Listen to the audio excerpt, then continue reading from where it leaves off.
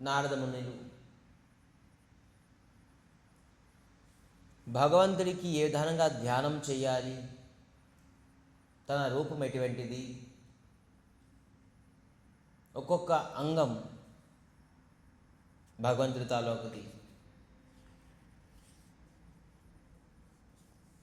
తరుణం రమణీయంగం అరుణేష్టదోఖ్యధరం ప్రణతాశయనం నృమ్ణం శరణ్యం కరుణార్ణవం శరణ్యం కరుణార్ణవం. తరుణం రమణీయ అంగం, భగవంతుడు కనబడడానికి తరుణ అవస్థ అంటే యవ్వనం. నిత్యం నిరంతరంగా యవ్వనంలోనే ఉంటారు. మరి అతను తాలూకా శరీరము అంగకాంతి, ప్రతి అంగం చాలా ఆకర్షణమైనది.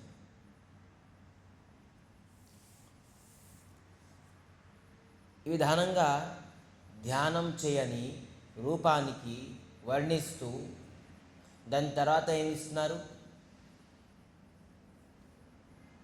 జపశ్చ పరమో గృహ్యం శ్రూయతా మే నృపాత్మజో యం సప్తరాత్రం ప్రపఠన్ పుమాన్ పశ్యతి ఖేచరాన్ పశ్యతి ఖేచరాన్. జపశ్చ పరమగృహ్యం, ఆ రూపానికి చింతించిన తర్వాత మీరు జపం ఆరంభించాలి అన్నమాట.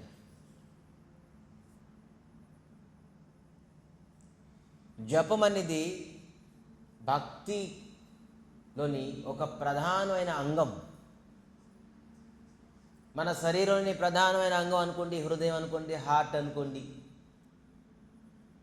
హార్ట్ లేకపోతే, ఒక కళ్ళు లేకపోతే బతకొచ్చు, ఒక కిడ్నీ లేకపోయినా బతకొచ్చు, రక్తం తక్కువైనా బతకొచ్చు, చెవు లేకపోయినా ముక్కు లేకపోయినా బతకొచ్చు. కానీ హృదయం లేకపోతే ఎవరు బతుకుతారేంటి? హృదయం లేకుండా ఒక శరీరం ఉన్నదా చెప్పండి? దీనికి ప్రధాన అంగం అంటారు. ఈ ప్రధాన అంగం లేకపోతే శరీరమే ఉండదు, ప్రాణమే ఉండదు. సో భక్తిలోని జపం అనేది ఒక చాలా ప్రధానమైన అంగం. ఎవరైతే జపం చేయకుండారో వాళ్ళకి భక్తిలోని ప్రాణం లేదు అన్నట్టు. వాళ్ళు భక్తి చేస్తున్నారు కానీ ఆ భక్తిలో ప్రాణం లేదు. ప్రాణం లేకపోయినా శరీరం ఎటువంటి విలువైనది లేదు. భక్తిలోని జపం లేకపోతే ఆ భక్తి కూడా విలువ లేదు. దాని అర్థంగా చెప్పేశారు నారదుడు. వీళ్ళు చెప్పిన మాటలు వాళ్ళు చెప్పిన మాట కాదు, ఊహించుకునే మాటలు కాదు, ఎవరో ఏదో వినే మాటలు కాదు, స్వయంగా నారదులు చెప్తున్నారు. జపశ్చ పరమో గృహ్యం, పరమ గృహ్యం అని చెప్పారు. ఇది గృహ్యం అంటే ఏంటి? చాలా రహస్యమైనది. స్వామి రహస్యం ఏదైతే గ్రంథాలు రాసి ఉన్నది మీరు బోర్డు మీద రాసేస్తున్నారు, మ్యాగజైన్స్లో మంత్లీ మ్యాగజైన్లో రాసేస్తున్నారు జపం చేయని చెప్పేసి, మరి రహస్యం ఎక్కడ వస్తుంది? రహస్యం అంటే చెవులో చెప్తారు, ఎంత పెద్ద మైకెట్ చెప్తున్నారు మీరు జపం చేయండి అని. దీనికి రహస్యం అంటారేంటి? రహస్యం అంటే ఎవరో ఒక రూమ్లోని తలుపు గడలేసేసి చెప్పుకుంటారు. అయితే చెప్తున్నారు ఇక్కడ, శ్రూయతం మే నృపాత్మజో. శ్రూయతాం అంటే విను, జాగ్రత్తగా విను అంటున్నారు. మనం చాలామంది జపం చేస్తాం, కానీ గురుగారు చేతతో తీసుకున్న మంత్రమే ఫలితం. ఇదొకటి ఉన్నది, మళ్ళీ కండిషన్ పెట్టేసి. గృహ్యమైనది ఇదే గృహ్యం. ఎవరు నామం చేయకుంటున్నారు, విష్ణు సహస్రనామం చేస్తున్నారు, బోల్డ్ మంది చేస్తున్నారు, బోల్డ్ జపం చేస్తున్నారు. ఏంటి స్వామి అసలు జపం చేస్తున్నది? మా దుఃఖం పోకుంటుంది, మాకు ఏ అనుభూతి రాకుంటుంది, ఏ కష్టం పోకుంటుంది.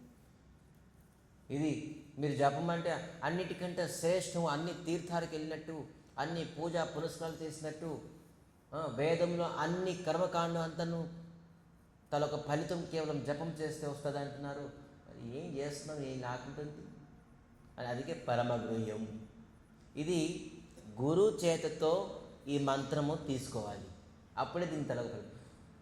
గురువు లేకుండా ఈ మంత్రం నిష్ఫల, ఫలితం లేదు అంటున్నారు. నిష్ఫల. అందుకే ఖచ్చితంగా నువ్వు గురువు ఆదను. ఇతను వెళ్ళారు అడవికి భగవత్ ప్రాప్తి గురించి, ఆ ప్రకారంగా దృఢంగా ఉన్నదని కాబట్టి గురువే సాక్షాత్ పంపించేశారు భగవంతుడు. గురువుకి సాక్షాత్ వెళ్ళు. ఎందుకంటే గురువు తప్ప ఇతను ఎంత ప్రయత్నించినా అడవిలో ఉన్నా కూడాను నన్ను ప్రాప్తి అవ్వదు భగవంతుడు.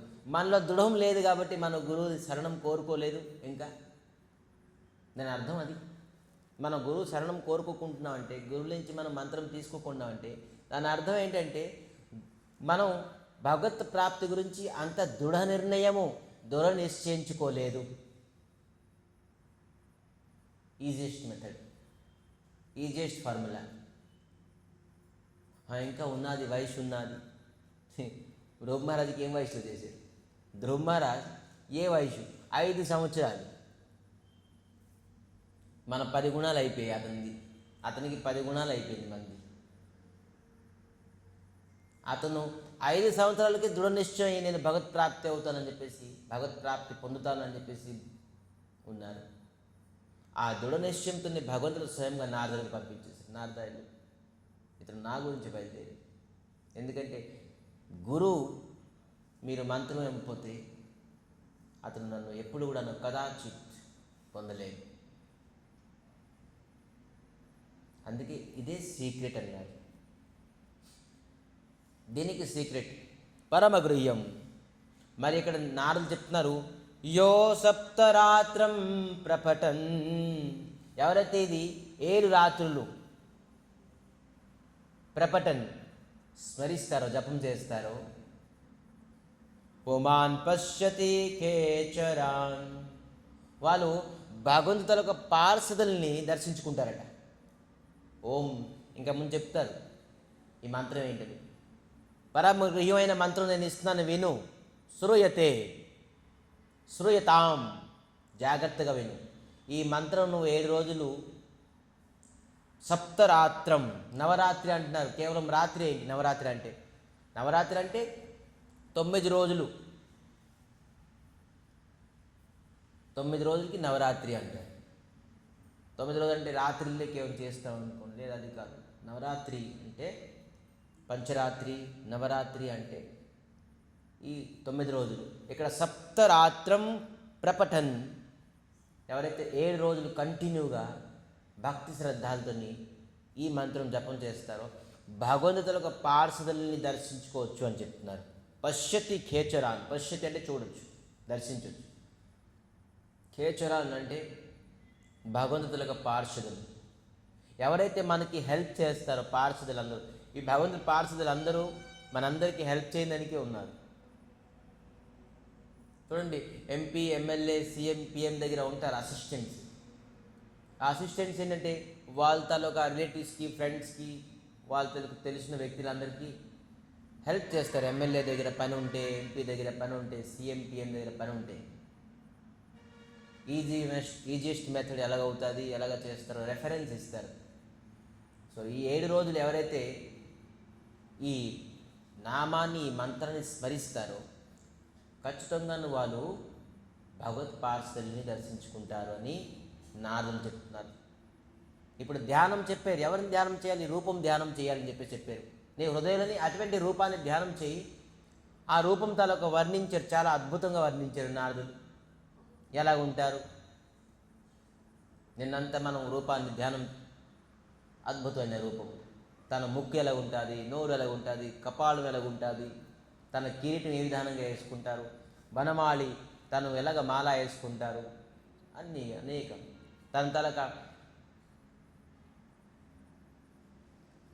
కాలులోని గోర్లు కూడాను ధ్యానం చేయమన్నారు. అది ఎలాగుంటుంది? మణి సదృశ్యంగా ఉంటుంది అని చెప్పేసి చెప్తున్నారు. ఒక్కొక్క గోరు ఒక్కొక్క మణి సదృశ్యంగా ఉంటుంది అని చెప్తున్నారు. ఎంత అద్భుతంగా ధ్యానం చేయమన్నారు. ఆ ధ్యానం చేసిన తర్వాత మీరు ఏం చేస్తారంటే జపం చేయాలి. జపార్ సిద్ధి జపార్ సిద్ధి జపార్ సిద్ధి నా సంశయ. ఎవరైతే జపం చేయడం వల్ల అతను అన్ని సిద్ధులు పొందుతారు, దీంట్లో సందేహం లేదు అని చెప్తున్నారు. మళ్ళీ అన్ని సిద్ధులు, సకల సిద్ధి. మరి నా సంశయ, దీంట్లోని ఏ మాత్రం మీరు సందేహించకండి. జపం చేయడం వల్ల మీరు అన్ని సిద్ధులు పొందుతారు. మరి భగవత్ ప్రాప్తి అవుతున్నారు, ఇంకా సిద్ధులేంటి? భగవత్ ప్రాప్తి కన్నా ఇంకేం పెద్ద సిద్ధి ఉన్నదేంటి? సిద్ధులు ఇచ్చే శక్తి ఎవరిది? భగవంతుడిది. సాక్షాత్ భగవంతుడినే పొందుతున్నాం అంటే ఇంకా సిద్ధి ఉంది. అందుకే అన్ని సిద్ధి, సకల సిద్ధి హాయ్ భగవత్ ప్రాప్తి. అన్ని సిద్ధులు భగవత్ ప్రాప్తిలో పొందుతాం మనం. సో విధానంగాను జపం గురించి ఇక్కడ చెప్పారు ఈ శ్లోకంలోని. అందుకే మనం జపం చేయాలి. అది ఎలాగా? గురుదత్త మంత్రం. ఎవరికైతే భగవత్ ప్రాప్తి పొందుదాం, భగవత్ అనుభూతి పొందుదాం, భగవంతుడిని సాక్షాత్కారం చేద్దాం, ఈ జీవితంలో ఎలాగైనా భగవంతుడిని పొందాలని సంకల్పము, ఉత్సాహం, కతుహలము, ఉల్లాసము ఉన్నాదో వాళ్ళు ఖచ్చితంగాను గురువు శరణం కోరుకోవాలి. గురువు ముఖం నుంచి ఖచ్చితంగాను ఆ మంత్రాన్ని విని గురువు దత్త మాల తీసుకొని జపం చేయాలి. అప్పుడే ఖచ్చితంగాను ఫలితం వస్తుంది. ప్రాసెస్ ఉన్నది. ట్రయల్కి మనం జపం చేస్తాం, బాగానే ఉంది. ఇప్పుడు ట్రయల్కి అంటే ప్రాక్టీస్ చేయడానికి చాలామంది పిల్లలు గ్రౌండ్లో ఆడుతుంటారు, క్రికెట్ ఆడుతుంటారు. సో ఆ ఆటకి ఇంటర్నేషనల్ వైడ్లోని ఫీల్డ్లో ఆడేది తేడా లేదా? అతను క్రికెట్ ఆడుతున్నారు, వాళ్ళు కూడా క్రికెట్ ఆడుతున్నారు. క్రికెటే కదా, ఎవరు ఆడినా ఏముంది? కానీ దాని వాల్యూ వేరే, దాని వాల్యూ వేరే. మనం మాల తీసుకొని జపం చేస్తున్నాం, ఓకే. కానీ గురుదత్త మంత్రంతో, గురువు ఇచ్చిన మంత్రం, గురువు ఇచ్చిన మాలతో జపం తీసుకుని దాంట్లో వాల్యూ వేరే. ఇంటర్నేషనల్ వైడ్ క్రికెట్ ఆడేది వాల్యూ వేరే. ప్రతి గల్లీలోని, ప్రతి సందులోని కూడా అందరూ క్రికెట్ ఆడుతుంటారు. ఆ క్రికెట్కి ఈ క్రికెట్కి మనం ఒకటే చేసేస్తే అవుతుంది? లేదు, చాలా వేరియేషన్ ఉన్నది. అలాగే మనం మంత్రం చేయడంలోనే కానీ గురుదత్త మంత్రం చేయడంలోని అనేక తేడా ఉన్నది. అందుకే భగవత్ ప్రాప్తి ఆకాంక్ష ఉన్న వ్యక్తులు ఖచ్చితంగా గురు శరణం తీసుకోవాలి అని నారదులు ఈ శ్లోకంలో చెప్తున్నారు. మరి చెప్తున్నారు, ఓం నమో భగవతే వాసుదేవాయ మంత్రేణానేన దేవస్య కుర్యాద్రవ్యమయం మృధో సంపర్యాం వివిధే ద్రవ్యే దేశకాలో విభాగవే.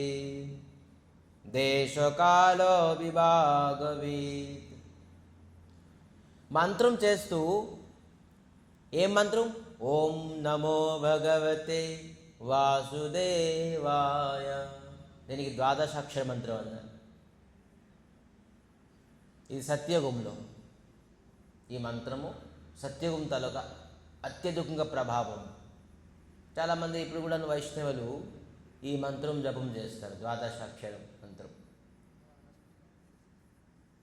మరి మంత్రనానేన దేవస్య, ఇక్కడ ఒక శబ్దం వాడారు, దేవస్య. దేవస్య అంటే ఏంటి? దేవతలు కూడాను ఎవరికి పూజిస్తారు?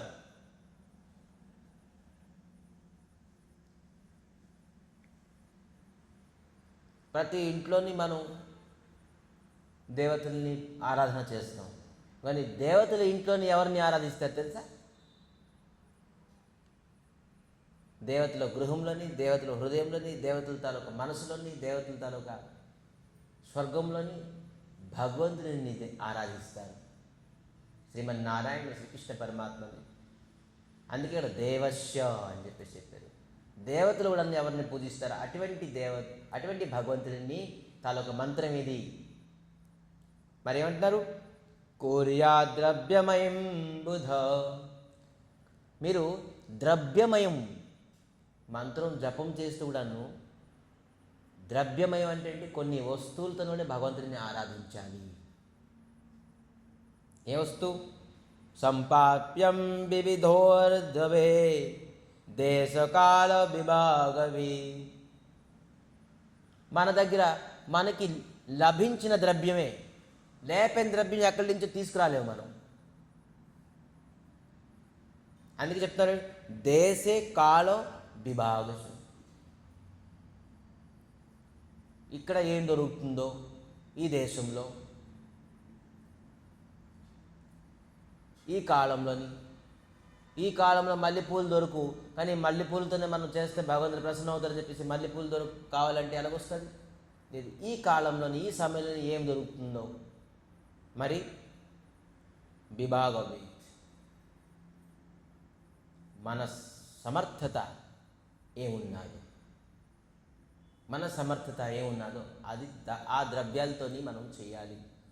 కేవలం జపం చేసేస్తారు ఏదో సిద్ధి పొందడానికి, భగవత్ పొందడానికి అన్ని చెప్పారు కదా. వేదంలో అన్ని కర్మకాండాలు చేసినట్టే జపం చేస్తే మరి ఏం అవసరం లేదు. భగవంతుడికి ఖచ్చితంగా కొన్ని ద్రవ్యాలతో కూడా ఆరాధన చేయాలి. ఏం ద్రవ్యం అవి అనేది ముందుగా చెప్తారు. మరి ప్రతి ద్రవ్యము భగవంతుడికి సమర్పించినప్పుడు, ఆరాధన చేసినప్పుడు ఓం నమో భగవతే వాసుదేవాయ ఈ మంత్రాన్ని మరి మర్చిపోకంటున్నాను. మళ్ళీ నువ్వు ఏ ద్రవ్యం ఇచ్చినా కూడా ఈ మంత్రంతోనే నువ్వు ఆరాధన చేయాలి, ఈ మంత్రంతోనే నువ్వు సమర్పించాలి. ఈ మంత్రం లేక నువ్వు ఏ ద్రవ్యం ఇచ్చినా కూడా అది మరి స్వీకరించడు భగవంతుడు అని చెప్పి చెప్తున్నాను. సో అందుకే కలియుగంలోని శ్రీమన్ చైతన్య మహాప్రభు శ్రీకృష్ణ పరమాత్మ స్వయం మనం ఏది అర్పినా చేయనా కూడాను హరే కృష్ణ కృష్ణ కృష్ణ హరే హరే హరే రామ రామ రామ హరే హరే. అద్భుతమైన మంత్రం. ఈ మంత్రంతో మనం ఖచ్చితంగా అర్పితం చేయాలి. ఏం అర్పితం చేయాలి అనేది, ఏ విధానంగా అర్పితం చేయాలి అని చెప్తున్నారు. ఈరోజు కేవలం ద్రవ్యమయమే, మంత్రంతో ద్రవ్యం. నిన్న మనం స్వరూపాన్ని ఆలోచించుకున్నాం. ఈరోజు భగవంతుడికి ఏ విధానంగా ద్రవ్యంతో మంత్రంతో ఆరాధన చేయాలి అని శిక్ష ఇస్తున్నారు. చూడండి నారదులు ఎంత అద్భుతం. Pure devotion. దీంట్లో ఏ ప్రకారంగా కల్మషం అనేది లేదు. భక్తి ఏ విధానంగా ప్రతి వ్యక్తి సరళంగా సాధారణంగా చేయాలని చెప్పి స్వయంగా నారదులు చెప్తున్నారు. నారదులు ఒక గ్రంథం రాశారు, నారద పంచరాత్రి విధి అని చెప్పేసి. విష్ణుమూర్తికి ఎవరైతే దేవతలు కూడా పూజిస్తారో ఆ విష్ణుమూర్తికి, శ్రీమన్నారాయణకి, శ్రీకృష్ణ పరమాత్మకి ఆరాధన చేయడానికి అతను స్పెషల్గా ఒక గ్రంథం రాశారు. ఈ ఫార్ములాతో, ఈ ప్రాసెస్తో మీరు ఆరాధన చెయ్యాలి. ఎవరైతే నేను రాసిన ఈ ప్రాసెస్తోని ఆరాధన చేస్తారో వాళ్ళు ఖచ్చితంగాను భగవంతుడిని లభిస్తారు. అది నారద పంచరాత్రి విధి అని చెప్పేసి చెప్పారు. ప్రాయ అందరూ విష్ణు ఆరాధన చేసిన వాళ్ళు కేవలం ఈ విధితోనే పూజిస్తారు ఖచ్చితంగాను. సో నారదులు స్వయంగా చెప్తున్నారు ఈ విధి. దీనికి అంటారు ఏ ప్రకారంగా కల్మషరహితము, కల్మషం లేకుండా భక్తి అంటే ఏంటి? స్వచ్ఛమైన భక్తి. ఇప్పుడు భక్తిలోని అనేక కల్మషం వచ్చేసింది. రోజుకి ఒక భక్తి, నెలకి ఒక భక్తి, సంవత్సరానికి ఒక భక్తి, కాలంకి ఒక భక్తి, అనాది కాలం నుంచి ఒకటే ప్రకారంగా భక్తి ఉన్నది. అది నారదుడు ఆ భక్తిని సనాతన ధర్మం మంది ఊహించుకొని కల్పితం చేసుకొని ఎవరో ఏదో పొందారు దానికి ఊహించుకొని ప్రకారంగా ప్రచారం కాదు. నారదులు ఏది అందుకే ముందు చెప్తారు, ముందు ఉంటుంది పూర్వాచల్ మహాజన జైన గ్రంథస్య పంథ. మహాజనులు ఏ విధానంగాను ఏ దారిలో వెళ్ళి ఏ ప్రాసెస్లో వెళ్ళి ఆరాధన చేసేసి భగవంతుడిని పొందారో కేవలం ఆ దారిలోనే వెళ్ళాలి. మనం కొత్తగా ఒక దారిని మనం తయారు చేయకూడదు. అడవిలో ఉన్నాం అనుకోండి, ఏదైతే దారి కనబడుతుందో మనకి ఆ దారిలోనే మనం వెళ్ళాలి. మనం కొద్దిగా మిస్ అయిపోయాం అనుకోండి, ఇది కూడా దారి మనం తయారు చేద్దాం తప్పితే వేరే దారిలో వస్తుందని చెప్పేసి మనం మొత్తం అంతాను కేవలం భ్రమితే అనేక లోని డెప్త్కి వెళ్ళిపోతాం. దారి తప్పిపోయాం అనుకోండి, హైవే అనుకోండి ఎక్కడికి వెళ్ళాం, తిరుపతికి వెళ్ళాం అనుకోండి, బైక్లోనో కార్లోనో కొద్దిగా మిస్ అయిపోయింది అనుకోండి రోడ్డు, మనం కొన్ని కిలోమీటర్స్ మిస్ అయిపోతాం. మళ్ళీ బ్యాక్ రావాలి, మళ్ళీ ఇచ్చేయాలి, అక్కడ ఎవరు ఉంటే తెలుసుకోవాలి, లేదంటే ప్రాబ్లం. అంటే దారికి వెళ్ళినప్పుడు మనం ఖచ్చితంగా ఆ దారి ఎక్కడైతే ఉన్నాదో అడిగేసి సింబల్స్, నేషనల్ హైవే తలక సపోర్ట్ తీసుకొని వెళ్ళాలి. అదే అప్పుడు మనం అతి సరళంగా సులభంగా రైట్ టైంలోని ఆ డెస్టినేషన్ మనం పొందుతాం. అందుకే మహాజనోజైన గ్రంథస్య పంథ, ఆచార్యులు పూర్వమైన ఆచార్యులు ఏ విధానంగానూ ఏ రీతిలోని ఏ నీతిలోని ఏ ప్రాసెస్లోని మనకు చెప్తున్నారో ఆ ప్రాసెస్ మనం వెళ్ళాలి. ఇక్కడ స్వయంగా నారదులు చెప్తున్నారు, మీరు ద్రవ్యమయం ఖచ్చితంగాను కొన్ని ద్రవ్యాలు ఇచ్చి భగవంతుని కూడా ఆరాధన చేయాలి. మరి ప్రతి ద్రవ్యం మీరు ఇచ్చినప్పుడు ఏం చెప్పాలి? ఓం నమో భగవతే వాసుదేవాయ, ఈ మంత్రం ఖచ్చితంగా స్మరించాలి అని చెప్తున్నారు. సో ఈ విధానంగాను ద్రవ్యమయంతో ఆరాధన చేయమంటారు. మరేంటి?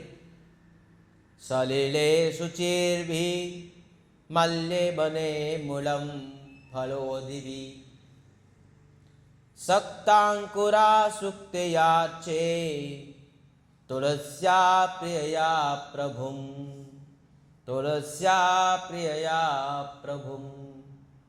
సలిలే అంటే ఏంటి?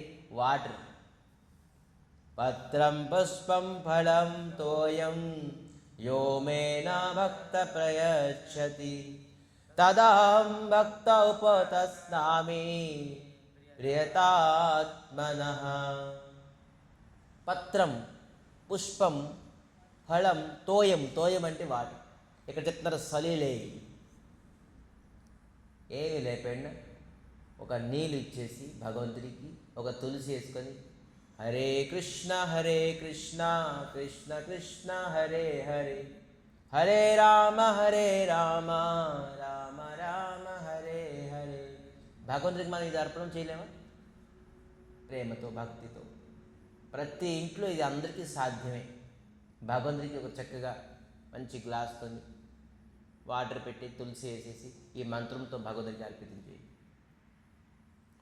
మరి చెప్తున్నారు సమర్చిత, వాళ్ళ తాలూక సమర్థత ఉన్నదనుకోండి, పండో కాయో ఇంకా ఏదో సమర్థత ఉంటే ఖచ్చితంగా చెయ్యాలి.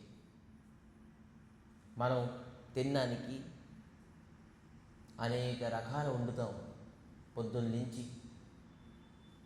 బ్రేక్ఫాస్ట్ అని ఒక వెరైటీ, లంచ్ అని ఒక వెరైటీ, డిన్నర్ అని చెప్పేసి కొన్ని వెరైటీస్. కానీ భగవంతుడికి ఇవ్వడానికి మనం సంకోచనం. ఏ భగవంతుడు దయాదాక్షిణ్యంతో మనం ఈ శరీరం పొందామో, ఈ పంచభౌతికలో నిర్మితమైన అన్ని ద్రవ్యాలు మనం పొందామో, అటువంటి భగవంతుడికి మనం ఇవ్వడానికి సంకోచన. మనం తింటాం, భగవంతుడికి మనం ఇవ్వం. అరే చక్కగా నీట్గా పప్పు కూర వండుకొని తింటున్నాం మనం. అరే భగవంతుడికి కొంతసేపు ఒక చిన్న పల్లెలోనో ప్లేట్లోనే కొద్దిగా పప్పు కూర అన్నం పెట్టేసి ఒక తులసి వేసేసి హరే కృష్ణ కృష్ణ కృష్ణ హరే హరే, హరే రామ్ రామ్ రామ్ హరే హరే చేయలేమా? ఎంతసేపు? 5 నిమిషాలు. మన ఇంట్లో చుట్టాలు వస్తే తను మనకి ఏ ప్రకారంగా ఉపయోగపడు అంటే మనం ఏంటి, మన స్టేటస్ని తెలిపించుకోవాలి. వచ్చారు ఏం పెట్టలేదు అనుకుంటారు అని చెప్పేసి ఏదో ఖచ్చితంగా కొనుక్కోనో లేకపోతే చేసుకోనో లేకపోతే ఏదో ఒకటి చేసుకొని మనం పెడతాం. కానీ భగవంతుడి కంటే మనకి ఎవరు బంధువు ఉన్నారా? తుమ బినా బంధు క్యా আছে তোমার, আমি বিনা বন্ধু কে আছে তোমার, এমন বন্ধু কোথায় পাবে? ఇటువంటి బంధువు, భగవంతుడు మించిన బంధువు మనకి ఎవరు లేరు. ఈ ఈ జీవితంలోని కొంతమంది బంధువులు ఉన్నారు. ఈ జీవితం అయిపోయిన తర్వాత ఈ బంధువులు మనకి మళ్ళీ బంధువుగా పుడతారనేది గ్యారెంటీ లేదు. మళ్ళీ వచ్చే జన్మము వేరే వేరే బంధువులు ఉంటారు. కానీ ఎల్లప్పుడూ నిరంతరంగా మనకి మన హృదయంలోని బంధురూపంగా ఒకరే ఒకరు ఉన్నారు, శ్రీహరి. ఏ శరీరం పొందినా మనకి బంధురూపంగానే ఉన్నారు నిరంతరంగా మన దగ్గర. అటువంటి బంధువుకి మనం ఎప్పుడు ఒక ద్రవ్యమైన ఇచ్చామా? మన ఇంట్లో అన్ని సౌకర్యం మనకి లేకపోయింది అవసరం లేదు, ఉన్నదే. భగవంతుడు చక్కగా మనం మినపట్లు వేసుకుందాం. అరే భగవంతుడికి ఒక ప్లేట్లో మినపట్టు పెట్టేసి చట్నీ ఏదో వేసేసి స్వామికి అర్పించి పాలు వేడి చేసుకుందాం. భగవంతుడికి పాలు అంటే చాలా ఇష్టం. భగవంతుడికి పాలు తీసేసి హరే కృష్ణ. పెరుగు తోడు పెట్టుకున్నాం. పెరుగు ఏ వస్తువు మన ఇంట్లోని మనం తినడానికి అనేక నానా రకాలు చేసుకుంటున్నాం. కానీ భగవంతుడు ఇవ్వడానికి మనకి మనసు రాకుంటుంది. మనం మరి భక్తి చేస్తున్నాం. నారదు చెప్తున్నారు, ఖచ్చితంగా నువ్వు ద్రవ్యంతో ఇవ్వాలి భక్తి. ద్రవ్యమయం కూర్యాత్. కొన్ని ద్రవ్యాలతో మనం భగవంతుడికి ఆరాధన చేయాలి. జపంతో పాటు. జపం ఏం ఖర్చు లేదు, కష్టం లేదు, మంచిదే, అన్నిటికంటే సర్వోత్కృష్టమైనది. కానీ ఎలాగా మనం వండుకుంటున్నామో, వండుకోదానికి చూడండి ఎందుకు నారదులు ద్రవ్యమయం అని చెప్పారనేది ఎంతో మర్మం ఉన్నది దీంట్లో. మనం బ్రేక్ఫాస్ట్ వండుతున్నాం, ఫర్ ఎగ్జాంపుల్ ఏదో ఇడ్లీ అనుకోండి, ఏదో దానికి ఏం కావాలి? మినపగుళ్ళు కావాలి. అది ఎవరు పండిస్తున్నారు? ఆ పండించే వ్యక్తి ధన్యమైపోతాడు. మనం సంపాదించో కష్టపడి అది ఆ ఊరిని వస్తుందండి. డబ్బులు ఇచ్చుకున్నాం కదా, డబ్బులు ఇచ్చుకున్నాం, మన సంపాదన కూడాను పవిత్రమైపోయింది. మనం దానికి నానబెట్టి రుబ్బి ఇడ్లీ చేయడానికి ఎంత సమయం పడుతుంది? గంటన్నర పడుతుంది, ఊరికి అయిపోతుంది. ఏంటి చాలా పెద్ద ప్రాసెస్. ఇడ్లీ చేసాం, ఆ సమయం సక్సెస్ అయిపోతుంది. మనం తింటాం, అనేక మంది కర్మం దీంట్లో ఉన్నాయి. అనేక మంది తల కర్మము, కృషి, కష్టము ఉన్నది. ఇవన్నీ మనం తింటాం. కానీ భగవంతుడికి దగ్గర అది పెట్టేసి తులసి వేయడంతో ఇవన్నీ పవిత్రమైపోతుంది. ఎవరు పండించారో పవిత్రమైపోతుంది, ఎవరు వండేరో పవిత్రమైపోతారు, ఎవరు తింటారో పవిత్రమైపోతారు. ఏ ప్రకారంగా రుణబంధం ఎవరిది ఉండదు. ఈ జగత్తులోని ద్రవ్యాలన్నీ ఇచ్చేవాళ్ళం అతనే. కానీ మనం అతనికి ఇవ్వడానికి మనకి సంకోచన. ఒక వ్యక్తి మీ ఇంట్లో ఉన్నారంటే కడుపు నిండి పెడతారా లేదా? మీ పిల్లలకి అనుకోండి, మీ భర్తకి అనుకోండి, మీ భార్యకి అనుకోండి, మీ అందములు అనుకోండి, అక్కచెల్లికి అనుకోండి. భగవంతుడు మీ ఇంట్లో ఉన్నారు, ఎప్పుడు కడుపు నిండి పెట్టారా ఎప్పుడైనా భగవంతుడికి? చెప్పండి. తిరుపతికి వెళ్ళి గుండు గీసుకుంటూ అయిపోతుందా భక్తి? లేదంటే ఏ తీర్థయాత్రలకు వెళ్ళి స్నానం చేసేస్తే అయిపోతుందా భక్తి? మీరు ఇంట్లో ఉన్న భగవంతుడికి మీరు ఎప్పుడు కడుపు నిండా ఒక్కనాడు కూడా ప్రేమతో భక్తితో తిండి పెట్టలేదే? చెప్పండి. భక్తి ఎంత సరళం కాదు, కానీ మీరు చేసే ప్రాసెస్సే కొంత చేంజ్ చేసుకుంటే అదే పెద్ద భక్తి అయిపోతుంది. నారదులు అదే చెప్తున్నారు. మనం మన శరీరం గురించి, మన పరివారం గురించి ఎంతో కష్టపడుతున్నాం, ఎంతో చేస్తున్నాం. కానీ భగవంతుడి గురించి మనం ఏం చేస్తున్నాం? మనం జపం చేస్తున్నాము, గుడికి వస్తున్నాం కూడా, దాంట్లో కూడా స్వార్థమే. స్వామి మా ఇంట్లోని మంచి అవ్వాలి, మాకు ఆరోగ్యం ఉండాలి, మాకు డబ్బు కావాలి, మాకు ఉద్యోగం కావాలి, సద్యోగం కావాలి. అరే భగవంతుడి గురించి మీరు ఎప్పుడు ఏం చేస్తున్నారు చెప్పండి? భక్తి. నారదుల గురించి చెప్తున్నారు. అందుకే దయచేసి ఎవరు ఏదైనా వండుకున్నా పవిత్రంగా భగవంతుడికి అర్పితం చేయండి. ఏమున్నది భగవంతుడికి అర్పణం చేస్తే? దానికి పెద్ద ప్రాసెస్ లేదు. చక్కగా భగవంతుడి పల్లెలోని ఏది మీరు వండుకున్నారో అది భగవంతుడి దగ్గర పెట్టి తులసి పెట్టి హరే కృష్ణ కృష్ణ కృష్ణ హరే హరే, హరే రామ్ రామ్ రామ్ హరే హరే అని చెప్పడంతో భగవంతుడు అతి ప్రసన్నం అయిపోతారు. అది తినే వ్యక్తులు అందరూ కూడా పవిత్రం అయిపోతారు. వాళ్ళ మనసు, ఇంద్రియం, బుద్ధి, వాళ్ళ జీవితం కూడా పవిత్రం అయిపోతుంది. మనం చేసేది యాజ్ ఇట్ ఈజ్గా చేస్తున్నాం భగవంతుడికి, కానీ మనం కొంత మార్పు రావాలి. సో అందుకే ద్రవ్యమై ఉంటుంది మనం భగవంతుడిని ఆరాధించాలి. మనకున్న శక్తితోనే. భగవంతుడికి ఇదే కావాలి, ఇదే పెట్టాలి అనేది లేదు. ఈరోజు ఖచ్చితంగాను శ్రావణ శుక్రవారం గాజులు తీసుకురావాలి, కొబ్బరికాయలు తీసుకురావాలి, అరటిపళ్ళు తీసుకురావాలి, 5 రకాల పళ్ళు తీసుకురావాలి, చీర జాకెట్ తీసుకురావాలి. అవసరంలే, ఇది ఖర్చు. కానీ మీరు ఇంట్లోని ఏది చేస్తున్నారో, ఏం తింటారనుకున్నారో అదే కేవలం భక్తి శ్రద్ధలతో అర్పితం చేయండి భగవంతుడికి. ఆ శ్రమ భగవంతుడు ఎంతో ప్రసన్నమైపోతాడు. శ్రావణ శుక్రవారం చేస్తామంటే మనకి డబ్బు రావాలని, ఎన్ని పూజ, ఎన్ని గాజులు, ఎన్ని చీరలు, ఎన్ని జాకెట్లు, ఎన్ని కావాలని. అదే భగవంతుడి ప్రసన్నం చేస్తే లక్ష్మి ఆటోమేటిక్గా నీకు విడిచిపెట్టదు. చైతన్య మహాప్రభు శ్రీవాస్ ఠాకూర్ అని చెప్పేసి ఒక భక్తులు ఉన్నారు. అక్కడే మొట్టమొదటిగా కీర్తనలు స్టార్ట్ చేశారు వాళ్ళ ఇంట్లోని. చైతన్య మహాప్రభు ఈ కీర్తనం హరే కృష్ణ మహామంత్రం ఫస్ట్గా ఆ ఇంట్లోనే స్టార్ట్ చేశారు. అతనికి భగవంతుడి నామం పైన, భగవంతుడి పైన ఇంత నమ్మకము. అతను ఏ ప్రకారంగా కర్మం చేసేవాడు కాదు. మహాప్రభు వస్తే నేను ప్రసాదం ఇవ్వలేకపోతున్నాను అని దుఃఖం, కానీ ఏ ప్రకారంగా నిరంతరంగా హరికీర్తనం, హరిజపం చేసేవాడు. శ్రీవాస్ ఠాకూర్ పాపం దుఃఖపడుతున్నారు. మహాప్రభు చైతన్య మహాప్రభు అంటున్నారు, హే శ్రీవాస్, మీరు ఏ ప్రకారంగా దుఃఖం చేయకండి. లక్ష్మీదేవి భిక్ష అడిగి మీ ఇంటికి చేస్తారు, మీ ఇంటికి ధనం తీసుకొస్తారు. నువ్వు ఏ ప్రకారంగా చింతించగా, లక్ష్మికి ఒకవేళ లక్ష్మి దగ్గర లక్ష్మి లేకపోతే, లక్ష్మి దగ్గర ధనం లేకపోతే తను భిక్ష అడిగి మీ ఇంటికి తీసుకొస్తాడు ధనం. నీకు ఏ ప్రకారం ధనం ఎప్పుడు కూడా నీకు లోటు ఉండదు అని అభయం ఇచ్చారు మహాప్రభు చైతన్య మహాప్రభు.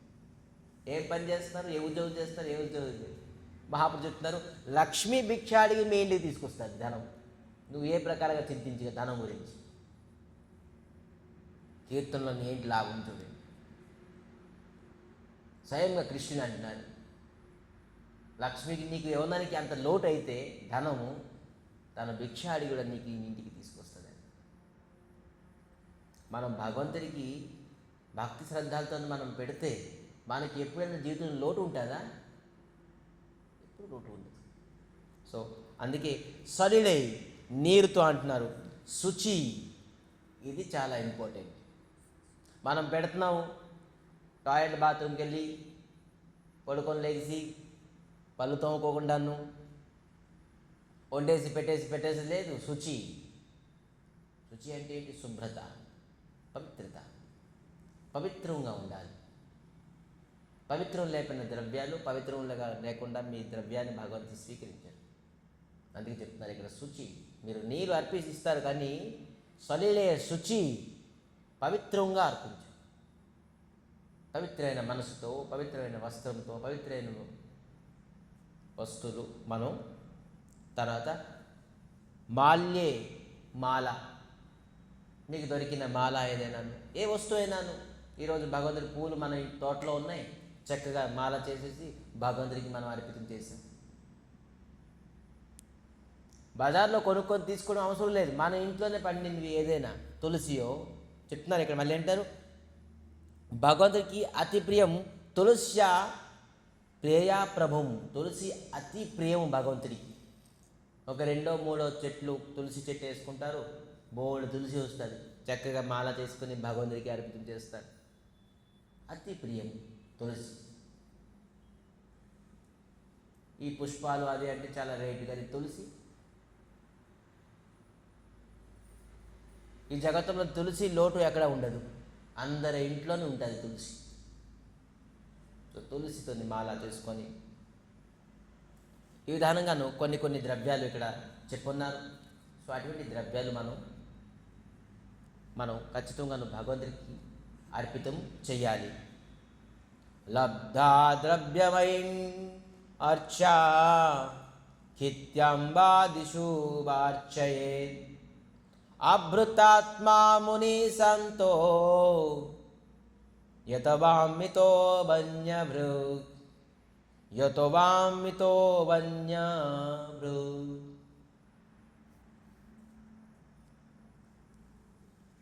లబ్ధ ద్రవ్యమై అర్చ. అర్చ అంటే అర్చ విగ్రహం. ఆ అర్చ విగ్రహం ఎలాగ ఉండాలంటే మట్టితోని కూడా ఉంటుంది చాలా విగ్రహాలు, లేదంటే రాయితో, లేదంటే మెటల్తో, పంచధాతు అంటారు, ఇత్తడితో, లేకపోతే కాష్టం అంటే కర్రతో, జగన్నాథ స్వామి కర్రతో ఉంటారు. లేపని పక్షులని ఫోటో చెప్తున్నారు. ఏదైనా పర్లేదు, ఇదే ఉండాలి, విగ్రహమే ఉండాలి, పంచధాతువే ఉండాలి, రాయే ఉండాలి, మట్టే ఉండాలని కాదు.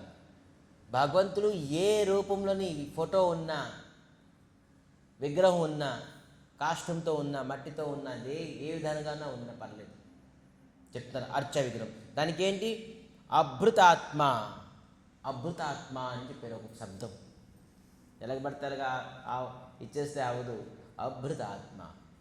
అభృతాత్మ అంటే మన ఇంద్రియాలు సంయమంతో పెడుతున్నాం మనం, కానీ మన ఇంద్రియాలు మనసు సంయమం లేదు. మన మనసు మన ఇంద్రియాలు మన మాట వినుకుంటుంది. అటువంటి మన ఇంద్రియాలు సంయమం లేకుండా మనం ఎన్ని ద్రవ్యాలు ఇచ్చినా, మన ఇంద్రియాలు సంయమం లేకుండా ఎంత జపం చేసినా, ఏ ద్రవ్యం ఇచ్చినా, ఎన్ని తీర్థాలకు వెళ్ళినా, ఏది చేసినా కూడాను నిష్ఫలమే. అది దేనికి పనికిరాదు. అందుకే చెప్తారేంటి? అభృత్యాయ. అభృతాత్మ మన సంయోగంతో మీరు ఇస్తూ భగవంతుడు ఖచ్చితంగా మీ ఇంద్రియాన్ని, మనసుని సంయమం చేసేస్తారు. మరేమంటారు? ముని. మనం భగవంతుడికి ద్రవ్యం ఇవ్వాలంటే మనం ముని అవ్వాలంట. ముని అంటే ఏంటి? ముని అంటే ఆ శబ్దానికి అర్థం ఏంటి? ముని అంటే మననం ఇతి ముని. భగవంతుడికి మనసుని స్మరించాలి, అదే ముని దానికి అంటారు. ముని అంటే గడ్డాలు మిసాలు వేసుకొని కేవలం అడవిలో ఉంటారు, వాళ్ళే ముని లేదు. ముని అంటే అర్థం, శబ్దం ఏంటంటే ఎవరు మననం చేస్తారో. మననం అంటే అర్థమవుతుందా? చింతనం చేస్తారు. భగవంతుడిని ఎవరైతే చింతన చేస్తారో వాళ్ళు మునియే. అది ఎక్కడ ఏ పరిస్థితిలో ఉన్నవాడని ముని తాలూకు పని అదే. భగవంతుడికి మననం చేసుకోవడమే, చింతనం చేసుకోవడమే. మనం భగవంతుడికి ఒక వస్తువు ఇచ్చినప్పుడు అదే చెప్పారుగా, మంత్రం జపించాలి అని, మంత్రం స్మరించాలి అని. హరే కృష్ణ కృష్ణ కృష్ణ హరే హరే రామ రామ రామ హరే. అప్పుడే తీసుకుంటారు ముని. మరి ఏం చెప్తున్నారు? శాంత. అతను శాంతిగా ఉండాలి, క్రోధం అవ్వకూడదు. బోల్డ్ మంది మహాత్ములు చెప్తున్నారు, మీరు క్రోధంతో మీరు చేసిన పూజ, పునస్కారాలు, సాధన, భజన అంతా నష్టం చేసి, జీవితంలో చేసిన భజన, సాధన, భక్తి ఒక్క క్రోధంతో మొత్తం నష్టం అయిపోతుందట. అందుకే భక్తులు ఎప్పుడు క్రోధం పడకూడదు, శాంతగా ఉండాలి, దేనికి క్రోధం అవ్వకూడదు. క్రోధం భక్తుల తన లక్షణం కాదు. శాంతి ప్రకృతమైన భగవంతుడు శాంతి. శాంతాకారం భుజగశయనం పద్మనాభం సురేశం. శాంతాకారం, శాంత ఆకారం అతనిది. భక్తుడు కూడా శాంతాకారం, శాంతితో ఉండాలి. చీటికి మాటికి చిరాకు పడడం, మాట విసిరేయడం, కోప్పడడం, క్రోధం అవ్వడం, ఇది భక్తుల లక్షణం కాదు. ఇటువంటి క్రోధంతో మనం భగవంతుడిని అర్పితం చేస్తే, జపం చేస్తే నిష్ఫలం, దేనికి పనికిరాదు. చెప్తున్నారు ప్రాసెస్, చూసారా? మనం జపం చేస్తున్నాం కానీ ఇవన్నీ ఉన్నాయి మనకి. ముని చింతనం, మరి అభృత ఆత్మ అంటే మన ఇంద్రియాలు సంయమం చేసుకొని, మరి శాంతితోని, మరి ఏమంటున్నారు? యత్ బాం మితవన్య భృక్. ఈ శబ్దంకు చాలా అర్థం ఉన్నది. ఇది పూజారులు బ్రహ్మచారులకి చాలా ఇంపార్టెంట్. మితవన్య భృక్. మితవన్య భృక్ అంటే ఎప్పుడైతే భగవంతుడికి మనం ఒక వస్తువు అర్పితం చేసామో, సమర్పణం చేసామో, బయటికి వస్తాం. కట్టెన వేస్తారో లేకపోతే తలుపేసి బయటకు వస్తాం. ఆ సమయంలోని అనావశ్యక చర్చ చెయ్యకూడదు. మితభావం చెప్తున్నారేంటి? మితవన్య భృక్. ఒక్కటి కూడాను అనవసరమైన శబ్దాన్ని కానీ మాట కానీ ఆడకూడదు. బయటకు వచ్చిన తర్వాత నామస్మరణం చెయ్యాలి. అతను చింతనలో ఉంటే కదా తింటారు. అరే ఇతను పాపం నా చింతనలో ఉన్నాడు, నాకు పెట్టేది, నేను తినాలి అని అతనికి ఆకలి అవసరం లేదు. అతను ఆత్మారాం. అతనికి మనలాగా 3 పూట్ల ఆకలేదు. మనం పెడితే కదా తినడానికి అతను దొరుకుతుందని అది కూడా లేదు. ఎందుకు తినాలి అతను? మీరు పెట్టింది తినే అతనికి గతి ఏం పట్టింది? కానీ మీరు చేసే చేష్టలు బట్టి అతను తినడానికి బంధించిపోతారు. అరే ఇతను నాకెంత ప్రేమతో వండి పెడుతున్నారు, నా చింతనలో ఉన్నారు. మన చూసి స్వామి తినడానికి బుద్ధి పడుతుంది. లేదంటే మీరు బంగార పనులని ఎంత పెద్ద ఐటెం చూడండి. ఎవరు? దుర్యోధనుడు. ఎప్పుడైతే రాయవారానికి శ్రీకృష్ణ పరమాత్మ వచ్చారో 56 రకాలు వండి పెట్టి ఉన్నారు. నా స్వామి మా దగ్గరికి రండి తింటారని. మీ ఇంట్లో మంచినీళ్ళు కూడా ముట్టనయ్యా అంటున్నారు. ఎందుకు? నేను మీకేం చేశాను? మీరు పాండవులకి శత్రువు, అందుకే నువ్వు నాకు శత్రువు. అయిపోయింది లెక్క. ఒకటే భగవంతుడు స్ట్రైట్ ఫార్వర్డ్. తిప్పి మాట్లాడడం చేయడం ఎలాగేయలేదు. Straight forward. నువ్వు నా పాండవులు అంటే నాకు ప్రాణము, వాళ్ళకి నువ్వు శత్రువు, అందుకే నువ్వు నాకు శత్రువు. తెంపేశాడు అక్కడ లెక్క.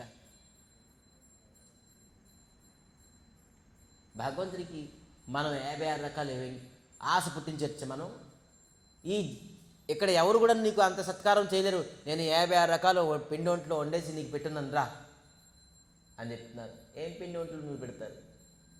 చెప్పేశారు భగవంతుడి, మంచిని కూడా ముట్టను అని చెప్పేసి. ఇంకా 56 రకాలతో తర్వాత విషయం.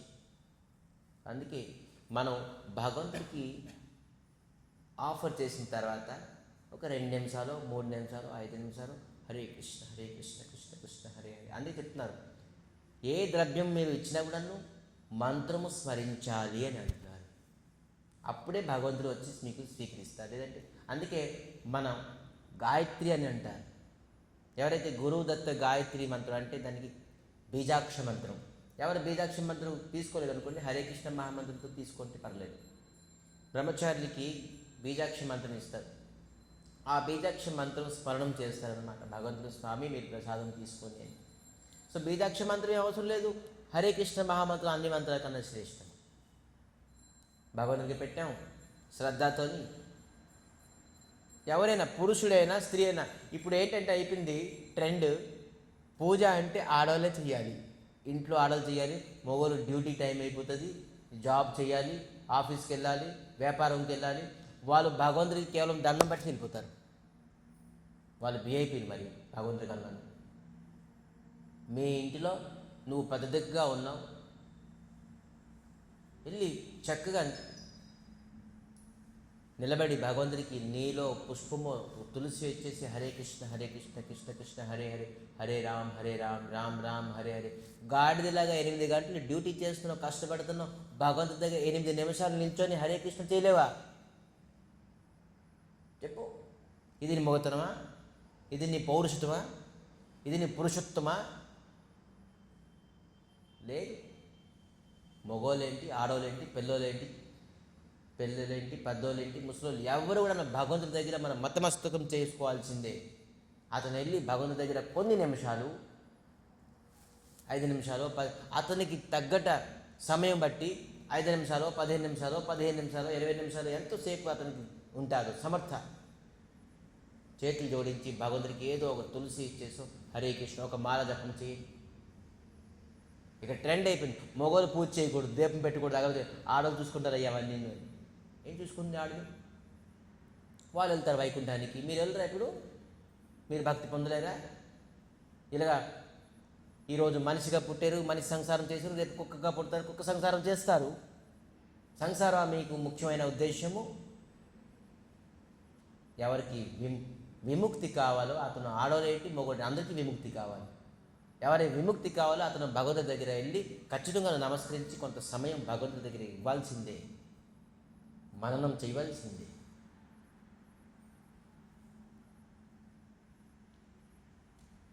సో అందుకే ఇక్కడ చెప్తున్నారు శాంతం. మరి భగవంతుడికి ఏ వస్తువు అర్పితం చేసిన తర్వాత ఖచ్చితంగా మౌనంగా ఉండాలి, నామస్మరణం చేయాలి. భగవంతుడి స్మరణం తప్ప ఏ వస్తువు ఏ ఒక్క శబ్దం కూడా అపశబ్దం వాడకూడదు అని చెప్పి చెప్తున్నారు.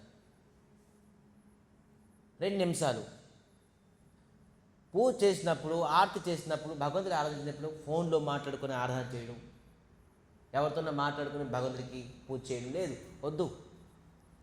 జస్ట్ మనం 5 minutes అయినా పూజ చేద్దాం, కానీ చక్కగా మనసు పూర్తిగా చేద్దాం. అతనికి చింతించి హరే కృష్ణ హరే కృష్ణ కృష్ణ కృష్ణ హరే హరే.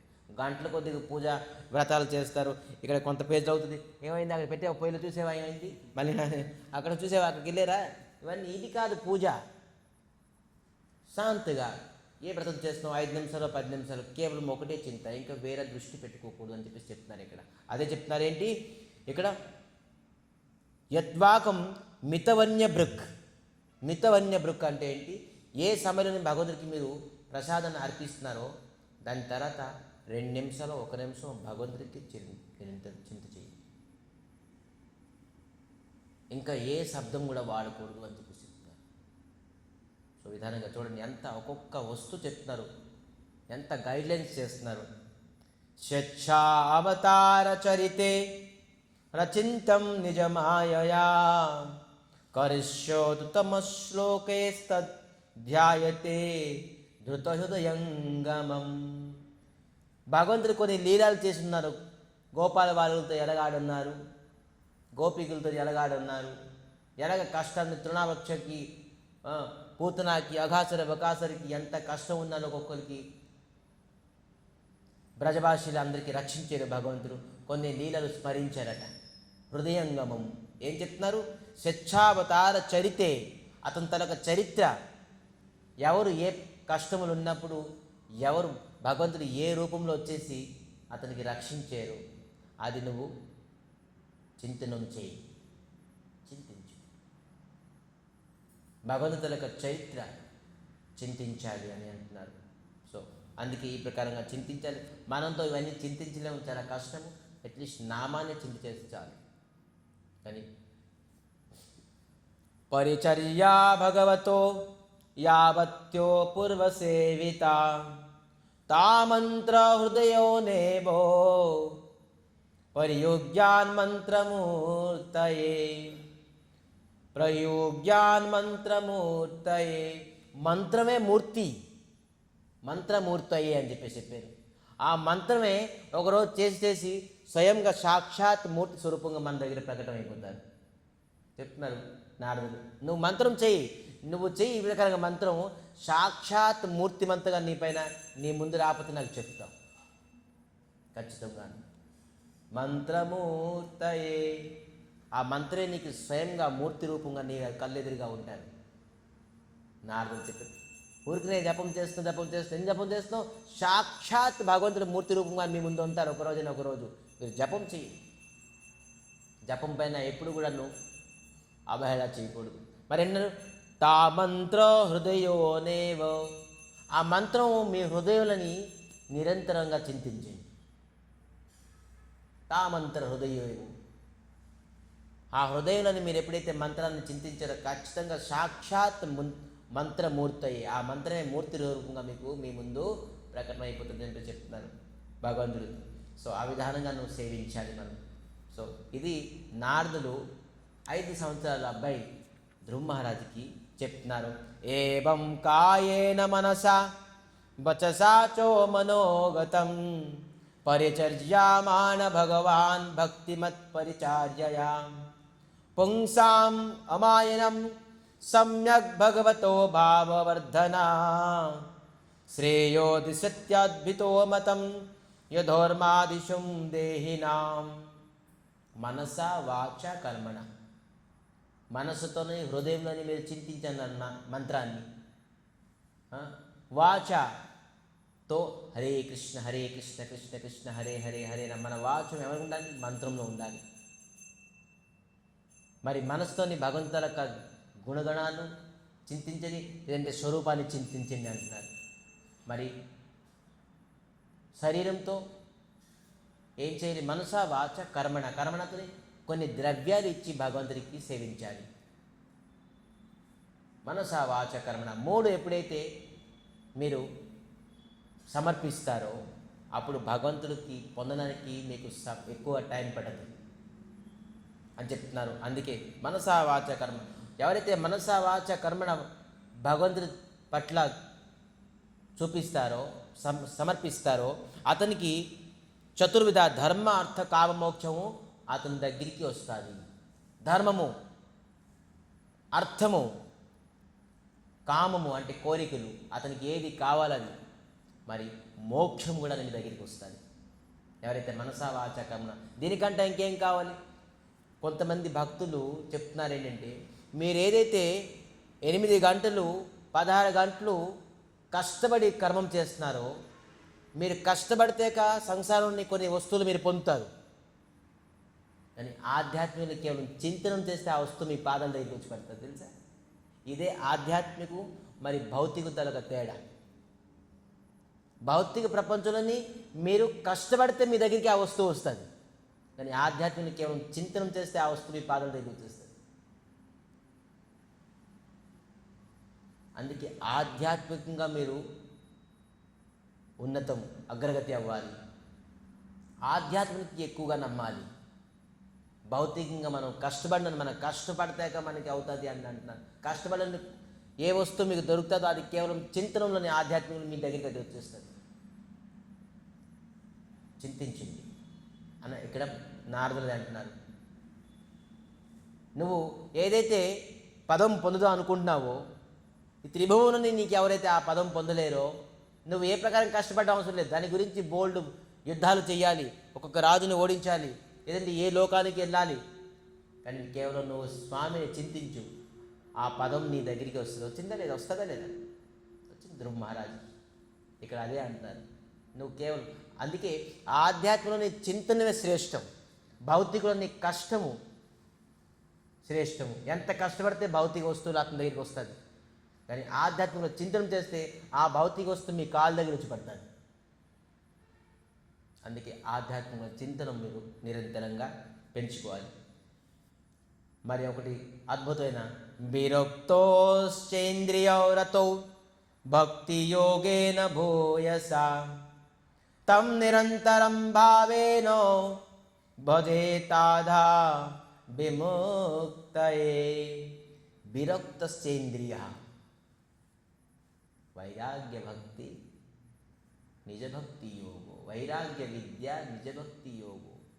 చెప్తాడు విరక్తశ్చేంద్రియ, మన ఇంద్రియాలు ఈ భౌతిక ప్రపంచంతో విరక్తి పుట్టి విరక్తతోని మనం భగవంతుడికి ఆరాధన చేయాలి. ఇటుపక్క భౌతిక ప్రపంచం పైన ఆసక్తి కలిగి మనం భగవంతుడిని ఆరాధించేస్తాం. విరక్తి వైరాగ్యంతో, వైరాగ్యం అనేది ఇటువంటి ఒక అస్త్రము. ఆ అస్త్రంతో భగవంతుడు ఖచ్చితంగా ఒక వ్యక్తికి పొందుతారు. వైరాగ్యం అంటే అనేక మీనింగ్స్ ఉన్నాయి, కానీ వినండి అట్లీస్ట్ వర్డ్ వైరాగ్యం. వైరాగ్య విద్య నిజభక్తి యోగో. మన భక్తి యోగం ఎటువంటిది? వైరాగ్య విద్య. ఆ వైరాగ్యతోని మనం భగవంతుడిని మనం నిరంతరంగా భజించాలి, స్మరించాలి. మరి ఎక్కడితోని స్టాప్ చేసేస్తారు.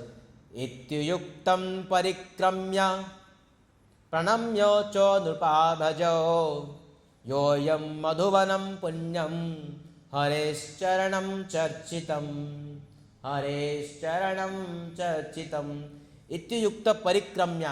ఇది విని ధ్రువ మహారాజ్ నారదులకి పరిక్రమ చేసేది, ప్రణామం చేసేసి నమస్కరించి 3 సార్లు పరిక్రమ చేసేసి యయోం మధువనం పుణ్యం హరేశ్చరణ చర్చితం, మధువనానికి వెళ్ళిపోయారు. బృందావనంలోని మధువనానికి హరి చింతించడానికి చర్చితం చేయడానికి వెళ్ళిపోయారు.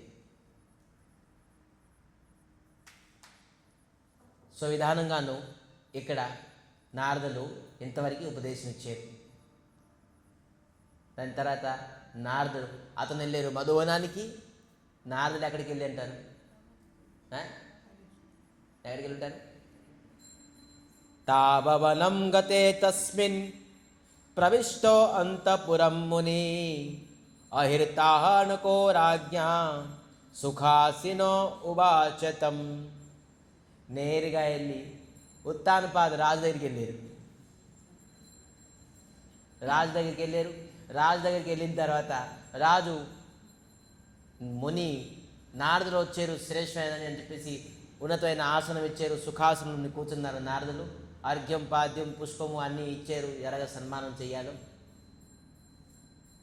నారదుడు అడుగుతున్నారు ఏం తెలియపోయినట్టుగా. రాజన్ కిం ధ్యాయతే దుర్గం ముఖేన పరిశుష్యత కింబా నోరిష్యతే కామో ధర్మవార్థేన సంయుతో. మీ ముఖము రాజం కిం ధ్యాయతే దీర్ఘమైన చింతలో ఉన్నారేంటి మీరు? మీ కోరికల పైన, ఈ రాజ్య ధర్మం పైన నీకైనా వస్తువు కావాలా? మీకు ఇంకైనా లోటు వచ్చిందా? ఇంకో 3వ భార్య కావాలా అని అర్థం.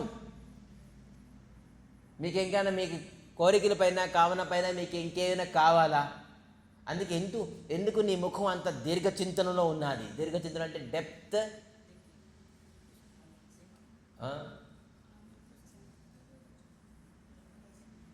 ఆలోచనలో పడిపోయారు. దీర్ఘమైన ఆలోచనలో పడి ఉన్నారు. మీ ముఖం చేస్తే అలాగే నాకు కనబడుతుంది. పరిశుష్యత, చింతనలోనున్నారు. అన్నీ తెలుసు నారదుడికి, కానీ ఎందుకు మీరు అంత చింతనలో ఉన్నారని చెప్పేసి చెప్తున్నారు. సో చెప్తున్నారు. రాజోవాచో సుతమే బాలకో బ్రహ్మన్ స్త్రేణా నా కరుణాత్మనా నిర్భాసితో పంచవర్షో సహమాత్ర మహాన్ కవి. సుతమే బాలక బ్రహ్మన్, హే బ్రహ్మన్, స్త్రేణ కరుణాత్మనే. నేను స్త్రీ తరొక మాట విని స్త్రీనేనా నేను స్త్రీ ఆసక్తిలో పడి కరుణాత్మనే, నేను కరుణామయం లేకుండా పోయాను, అకరుణామయం. మరి నిర్భాసితో, ఇతను పంపించలే, ఇతను తోలేసారేంటి? నిర్భాసితో, నేనే పంచవార్ష సహమాత్ర 5 సంవత్సరాలు అబ్బాయిని వాళ్ళ తల్లితో సహా నేనే పంపించేశాను. నిర్భాసిత, నేనే పంపించేసాను. ఎందుకు? నేను ఒక స్త్రీ ఆసక్తిలో పడిపోయి అకరుణమయం అయిపోయాను. కరుణ లేదు. కేవలం 5 సంవత్సరాల అబ్బాయి నా దగ్గరగా స్నేహంతో, ప్రేమతో ఎత్తుకోమని వచ్చాడు, కానీ నేను అది చేయకోలేదు. ఎందుకంటే ఒక స్త్రీ పైన ఆసక్తి అయి నేను ఈ ప్రకారంగా కరుణమయం లేకుండా, ఒక చిన్న అబ్బాయిని చూసి కరుణ చాడకుండా నేను చేశాను. అందుకే ఈరోజు 5 సంవత్సరాల అబ్బాయి నన్ను విడిచిపెట్టి వెళ్ళిపోయాడు. నేనే పంపించేశాను. ఎవరితో చెప్తున్నారు? పంచవార్ష సహమాత్ర అంటే అమ్మతో కూడా పంపించేశాను. అమ్మకి, పిల్లలకి, ఇద్దరికి పంపించేశాను. నేను కరుణ లేకుండా అయిపోయాను అని చెప్పేసి చెప్తున్నారు. సో ఇంకా ఇప్పుడు చెప్తారు, మీరు ఏ ప్రకారంగా నిర్భయంగా ఉండండి. మీ అబ్బాయి ఎక్కడున్నారు మీకు తెలుసా? అక్కడ ఎక్కడున్నారు? మీరు బ్రహ్మన్, మీరు త్రికాలదర్శి, మా అబ్బాయి ఎక్కడ ఉన్నారు మీరు చెప్పండి అని చెప్పి రిక్వెస్ట్ చేస్తారు. మంచి అద్భుతమైనది రిక్వెస్ట్ చేస్తారు, దానికి అభయం ఇస్తారు. ఏ ప్రకారంగా భయపడక అని అద్భుతమైన ఉంటుంది.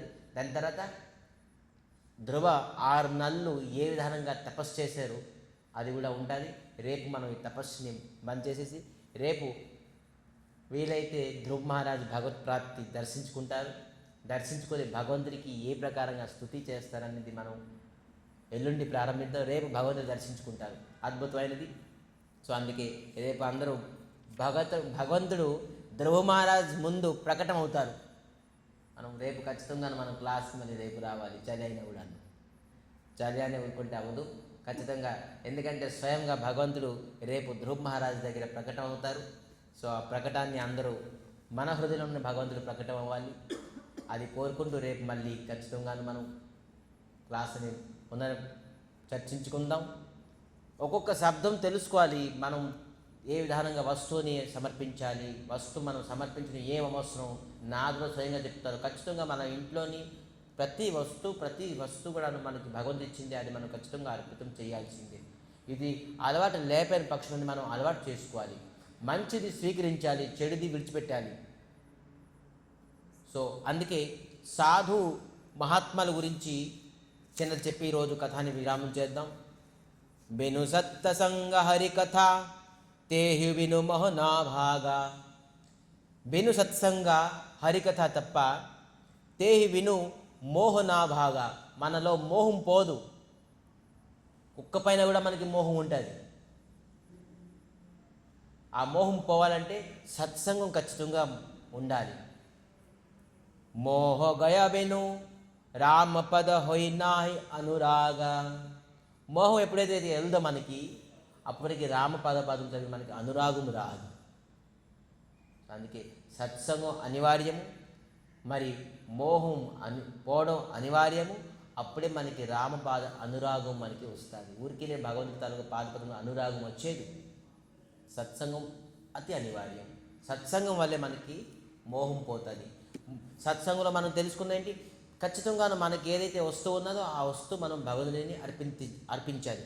ఖచ్చితంగా ఒకరోజు మనకి మోహం పోయి భగవంతుడి పాదపదమైన అనురాగం మనకి లభిస్తుంది. సో ఖచ్చితంగాను ఈ జీవితకాలంలో మన భగవద్ పాదపదంలో అనురాగం మనం కోరుకోవాలి, అనురాగం రావాలని కోరుకుంటూ ఈరోజు కథాన్ని విరామం చేస్తూ వంచాకల్పతరుభ్యశ్చ కృపాసింధుభ్యో చ పతితానం పావన విష్ణుభ్యో నమో 2 నిమిషాలు కీర్తనం చేయాలి.